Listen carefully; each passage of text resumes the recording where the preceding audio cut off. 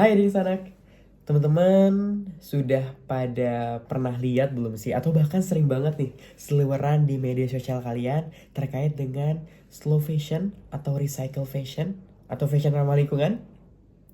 Tentunya sudah banyak banget ya yang melihat tren-tren ini. Nah, namun kira-kira kenapa ya penyebabnya kita perlu mengikuti tren ini pada zaman sekarang? Marilah kita bahas pada video kita kali ini. Assalamualaikum warahmatullahi wabarakatuh. Shalom, Om Swastiastu, Namo Buddhaya dan salam kebajikan untuk kita semua. Selamat pagi, selamat siang, selamat malam, dimanapun teman-teman berada. Pastinya kembali lagi bersama saya, Rafli Hutra Mufarid. Biasa dipanggil Rafli, Hutri maupun Farid. Sembarang yang memanggil, asal jangan panggil nama orang aja, karena saya gak bakal noleh. Karena nama saya adalah nama panjang saya. Iya, betul sekali. Oke, jadi yang saya ingin bahas pada video kali ini adalah terkait dengan fashion ramah lingkungan. Nah, pertama-tama kita bahas dulu nih, apa sih slow fashion itu?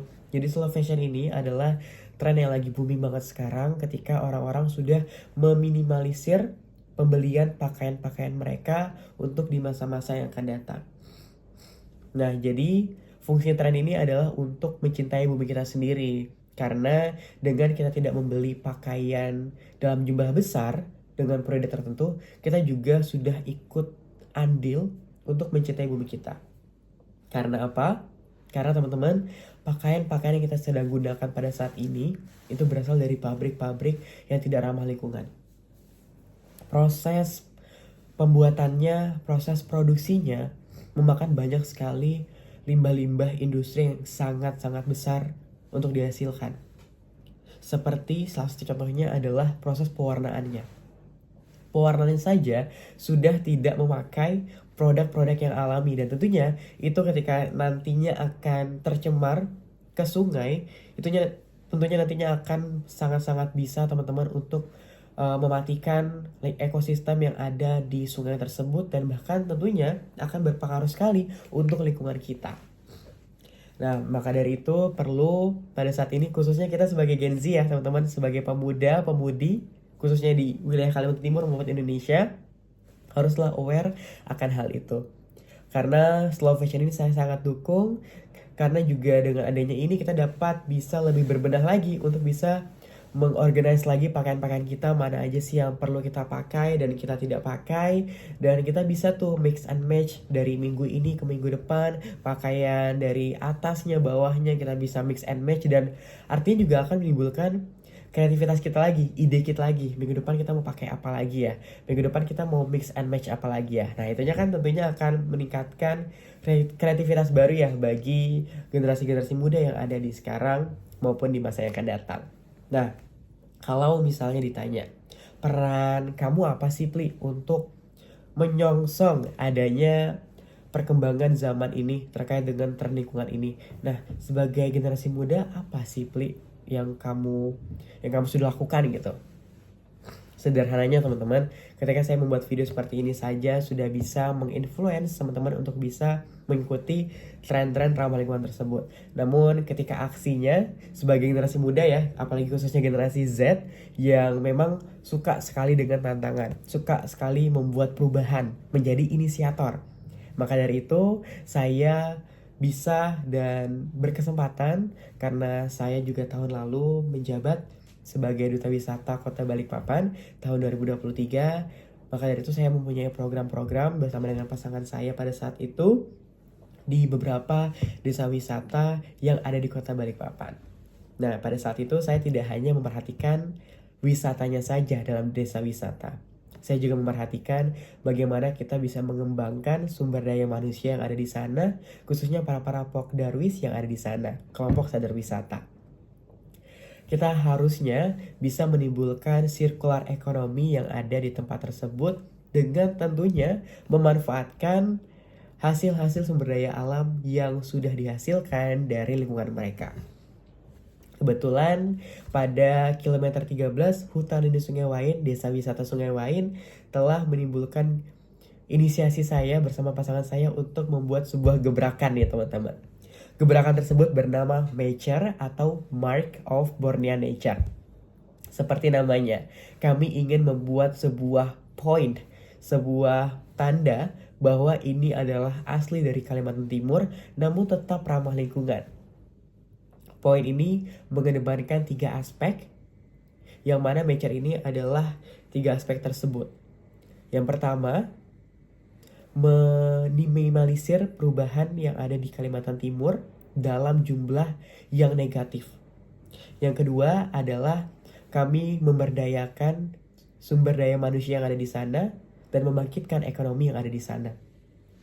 Dan yang ketiga dan yang terakhir adalah kami ingin bisa menorehkan sebuah moto dan juga sebuah ciri khas yang ada di kota Balikpapan namun tidak pernah ada sebelumnya, yaitu dengan hutan hujan tropisnya, sekaligus untuk bisa menimbulkan kampanye ramah lingkungan bagi masyarakat yang ada di sana.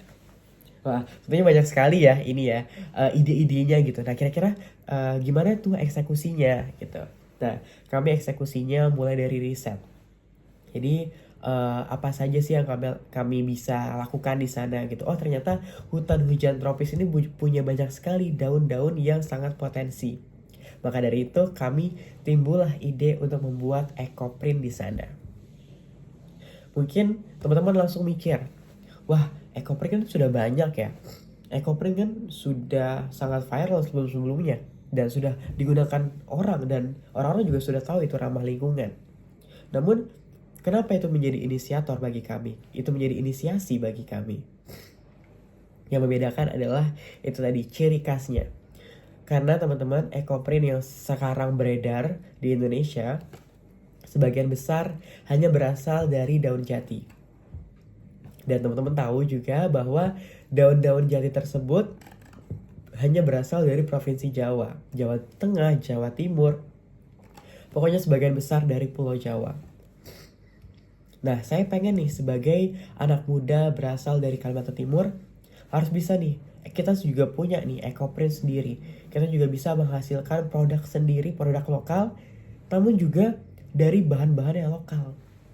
Wah, ternyata setelah saya riset dari BPSLHK, Kilometer 38 Samboja Kutai Kartanegara, menimbulkan sebuah ide bahwa ternyata Dipterocarpaceae family atau keluarga keruing itu bisa dijadikan sebagai daun untuk ekoprint.